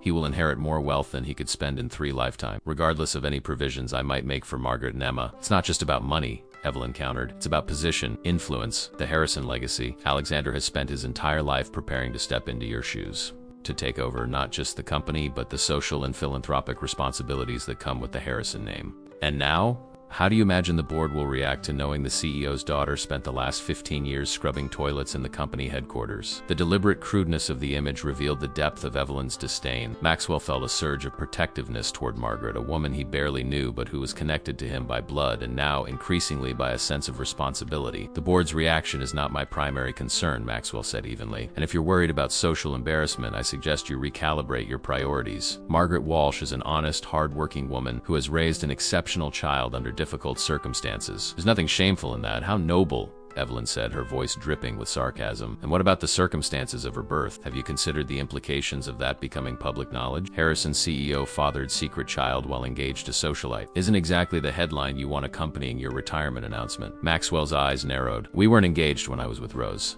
A technicality, Evelyn dismissed with a wave. We were together, if not officially engaged. The point is, this revelation threatens to undermine everything you've built, your reputation or legacy, the stable succession plan for Harrison Enterprises. I've never been particularly concerned with appearances, Evelyn.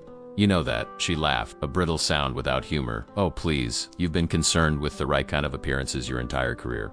Not the society page nonsense that I cultivated, but the corporate image, the trustworthy businessman, the ethical CEO, the reliable steward of shareholder value. That image is just as carefully constructed as any debutante's coming-out portrait. There was an uncomfortable truth to her words. Maxwell had indeed cultivated a specific public persona, one that had served him well in business and philanthropy. "What exactly are you suggesting, Evelyn?" he asked, tiring of the verbal sparring. "That I deny my own daughter? Pretend the DNA results don't exist?" "Of course not," she replied smoothly. "I'm suggesting you handle this situation with the discretion and strategic thinking you've applied to every other aspect of your life. Acknowledge her privately. Set up a generous trust fund. Perhaps help her start a small business if she's so industrious. But maintain appropriate distance." "Appropriate distance," Maxwell repeated, the phrase leaving a bitter taste. "From my own daughter and granddaughter." "Yes," Evelyn confirmed, unflinching. "For everyone's benefit, including theirs." "Do you really think they're prepared for the scrutiny that comes with the Harrison name? The media attention, the social obligations, the constant comparison to Alexander and his accomplishments? You'd be throwing them into shark-infested waters without so much as swimming lesson." It was a cleverly constructed argument, appealing to Maxwell's protective instincts rather than his self-interest, but he recognized the manipulation behind it. "I think you underestimate them," he said, "and I think you're really concerned about your own position, not theirs." Evelyn's mask of concern slipped slightly, a flash of calculation showing through. "My position is secure regardless of what you do, but if you persist in this ... sentimental journey toward instant family, there may be consequences you haven't fully considered." "Is that a threat, Evelyn?" She smiled, all elegant menace. "A reminder. About Moscow 1992, about Jakarta in 97, about the early financing of the Shanghai development. There are chapters in the Harrison Enterprises story that might not withstand close scrutiny, Maxwell.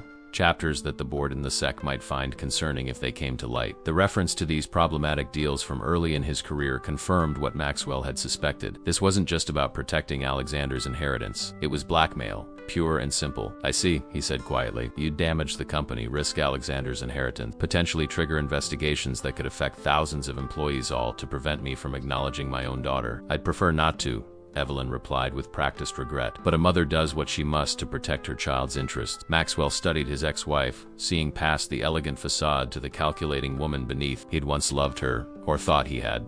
Now he wondered if he had ever really known her at all. "Your concern for Alexander would be more convincing if you'd shown this much interest in his emotional well-being rather than just his financial prospects," Maxwell observed. "He's insecure and bitter, Evelyn, not because of Margaret, whom he's known about for exactly one day, but because of the values we instilled in him, more failed to." Evelyn's expression hardened. "Don't you dare question my mothering, Maxwell. I have given Alexander everything, except unconditional love," Maxwell replied sadly. "The one thing Margaret has managed to give Emma, despite having so much less to offer materially." The comparison struck a nerve. Evelyn's carefully controlled expression faltered, a glimpse of genuine emotion breaking through. "You've changed your tune," she observed, recovering quickly. "When Alexander was growing up, you were the one pushing for excellence, for achievement, for the Harvard MBA and the executive track. Now suddenly you're the champion of emotional intelligence? How convenient." "I've had cause to reflect on my priorities recently," Maxwell admitted. "Finding a daughter I never knew existed tends to provoke that kind of introspection." "How touching." Evelyn's voice was ice. "And what conclusion have your reflections led you to?" Maxwell moved toward the door, done with the conversation and the manipulations. "That I have the opportunity to be a better father to Margaret, late as it is, than I was to Alexander, and that I won't let anyone, including you, stand in the way of that, even at the risk of scandal." "Of damage to the company?" Evelyn called after him. "Think carefully, Maxwell. Some doors, once opened, can't be closed again." He paused at the threshold, looking back at the woman who had once been his wife, the mother of his son. "You know what your fundamental mistake has always been, Evelyn? You've never understood that there are things more important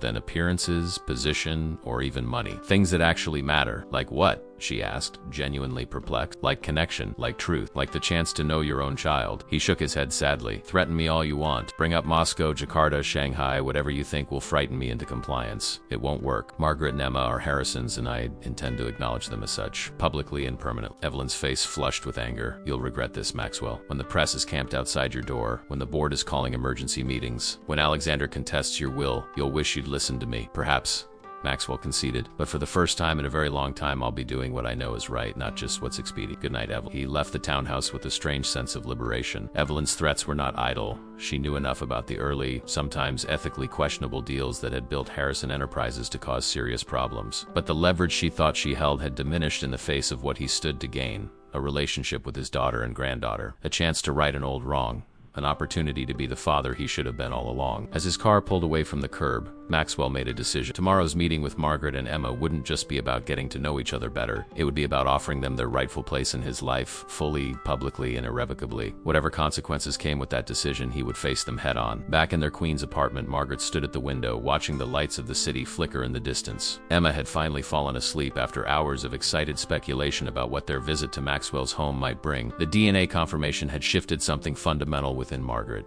The abstract possibility had become concrete reality. Maxwell Harrison was her father, the imposing CEO whose office she had cleaned for 15 years, whose coffee cups and wastebaskets she had emptied, whose life she had glimpsed only through the artifacts of his workday, was her flesh and blood. She touched the locket at her throat, thinking of her mother. What had Rose been so afraid of that she had constructed an entire fictional life rather than tell her daughter the truth? What power had the Harrison family held over her that was strong enough to keep her silent even in her final days? The Harrison residence on Fifth Avenue was everything and nothing like Margaret had imagined. The limestone facade was imposingly elegant, but the interior was warmer than expected, filled with books, art that appeared chosen for appreciation rather than investment, and surprisingly comfortable furniture amid the obvious luxury. Emma moved through the space with wide-eyed wonder, asking questions about everything from the crystal chandelier to the view of Central Park stretching out below the floor to ceiling windows. Maxwell welcomed them with a warmth that belied the gravity of the situation. He gave them a brief tour, pointing out details with obvious pride but without ostentation. In his home study, he paused before a wall of photographs. "This is my mother, Catherine," he said, indicating a black and white portrait of an elegant woman whose eyes, as he had mentioned, were unmistakably similar to Margaret's. "And here's my father, Harrison Sr." Margaret studied the stern-faced man in the photograph, wondering if this was the architect of her mother's deception, the man who had orchestrated the separation between father and daughter for reasons that remained mysterious. "He looked serious," Emma observed. "He was,"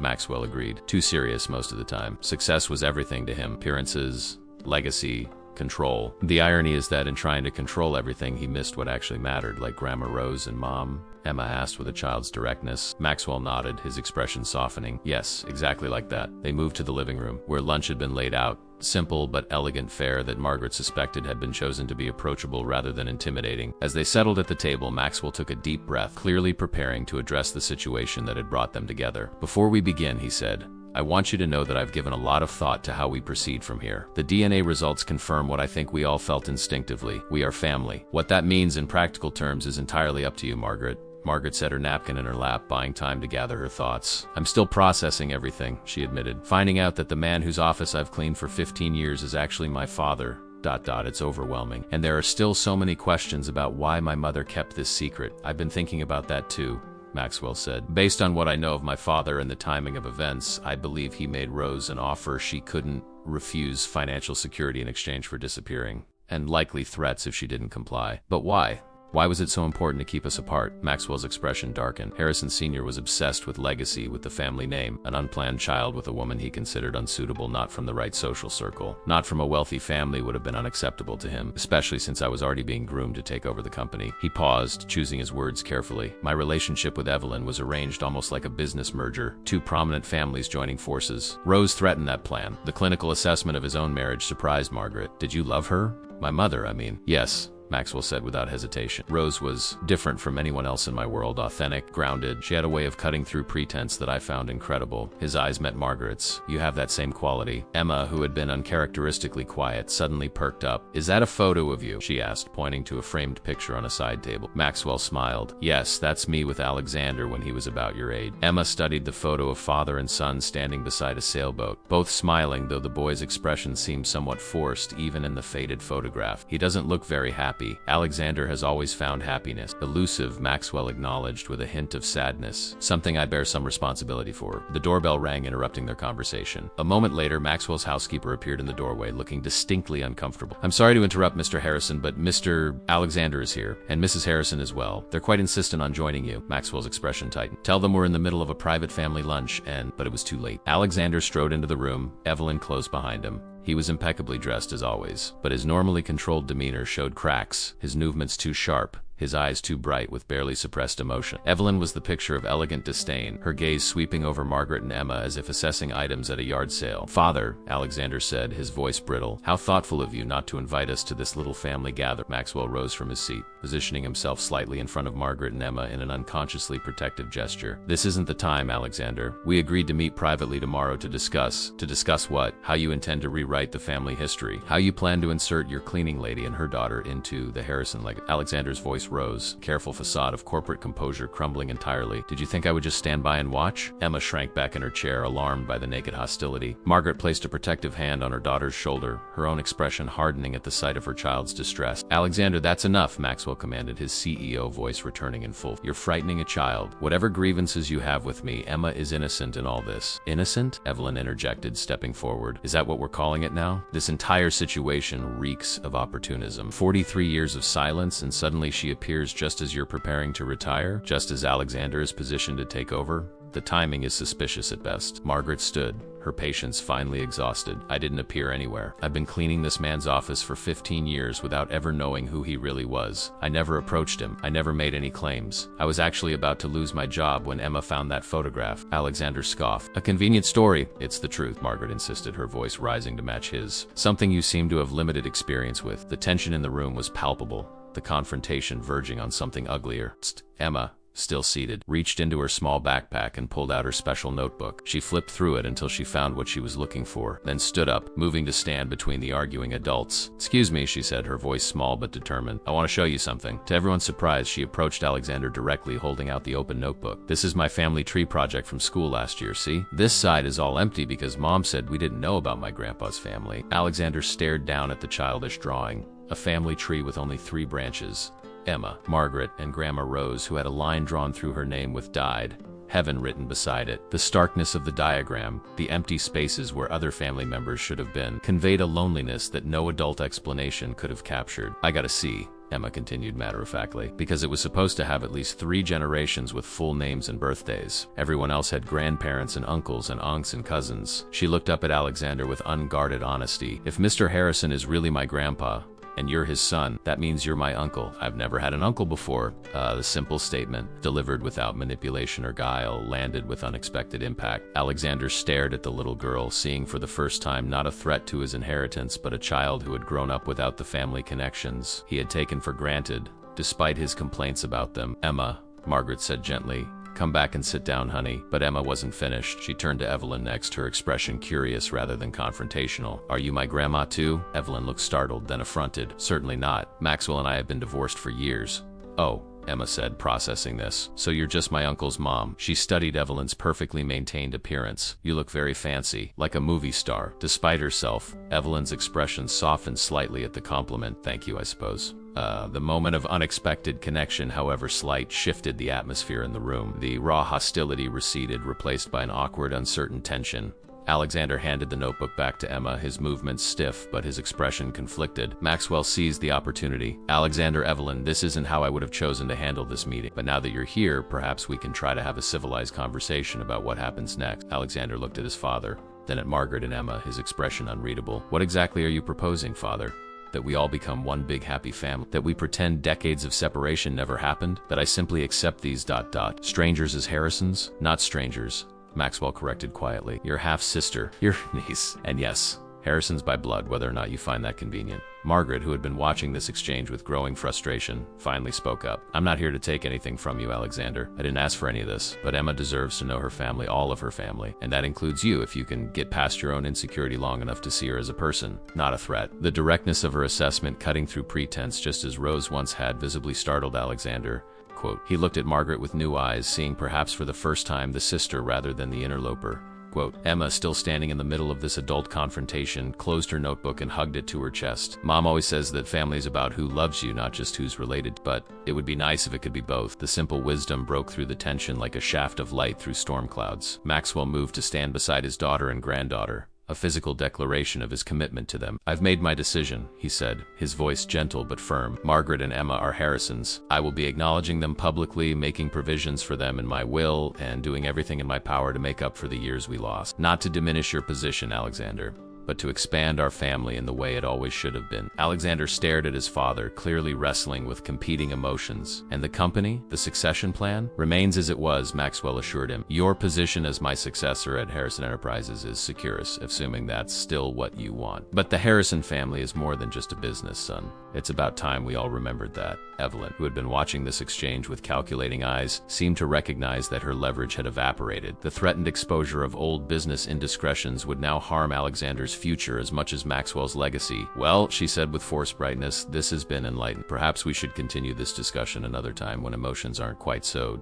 raw. Placed a hand on Alexander's arm. Coming, darling? But Alexander hesitated, his gaze moving from his father to Margaret, then lingering on Emma. The child looked back at him with open curiosity, free of the resentment and suspicion that had characterized the adult interactions. Actually, he said slowly, I think I'll stay, if that's all right. He glanced at Margaret, an unspoken question in his eyes. Margaret nodded, a small but significant gesture of acceptance. Emma would probably like to hear stories about her grandfather from someone who's known him longer than a day. The hint of humor in her voice, an olive branch extended across the chasm of privilege and resentment, wasn't lost on Alexander. His posture relaxed slightly, the first genuine crack in his hostile facade. I might have a few worth telling, he admitted. As Evelyn departed alone, bristling with barely contained fury at this unexpected turn, Maxwell looked at the tableau before him, his son, his daughter, his granddaughter, and felt a sense of possibility he hadn't experienced in years. The road ahead would not be easy. There were decades of separation to overcome, trust to be built, relationships to be forged from the most unlikely of beginnings. But for the first time since Emma had discovered that photograph, Maxwell felt certain that the revelation, however disruptive, however painful, had been necessary. Not just for him or for Margaret and Emma, but for Alexander too. Perhaps even for the Harrison legacy itself, which had been built on achievement but had forgotten the foundation of family that should have supported it all along. Emma reopened her notebook, turning to a fresh page. Can I draw our family tree again? She asked,